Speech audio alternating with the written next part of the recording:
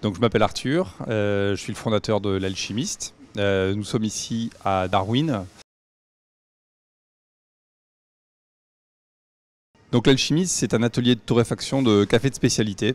Le café de spécialité, ce sont des cafés sur lesquels on a 100% de traçabilité.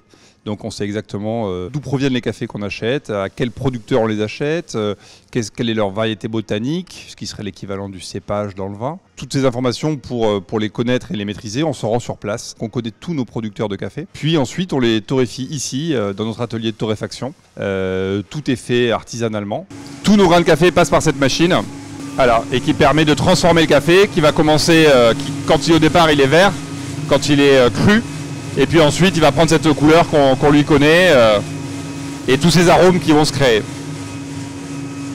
Pour sélectionner nos cafés, on a un premier critère qui est un critère qualitatif, et puis il y a deux autres critères qui sont importants. C'est un critère écologique, c'est-à-dire que tous les cafés qu'on achète n'ont pas d'intrants chimiques, on n'a pas d'insecticides ou de pesticides sur les cafés qu'on achète. Et puis il y a un critère social, parce que produire du café, c'est pas évident, et on trouve encore dans certains pays des enfants qui travaillent, des choses comme ça. Donc ça, c'est très important, et pour s'en assurer, on se rend sur place. Les bonnes conditions pour faire pousser du café, c'est entre les deux tropiques, Cancer, Capricorne. Donc c'est une bande autour de l'équateur. Il y a bien sûr le Brésil qui est le plus gros producteur, mais après on en trouve aussi en Colombie, au Salvador. Là où tout a commencé, c'est l'Éthiopie, berceau du café, berceau de l'humanité. Et on commence à avoir du café aussi en Asie. Notamment le Vietnam qui est un gros producteur. La question des capsules, c'est une bonne question.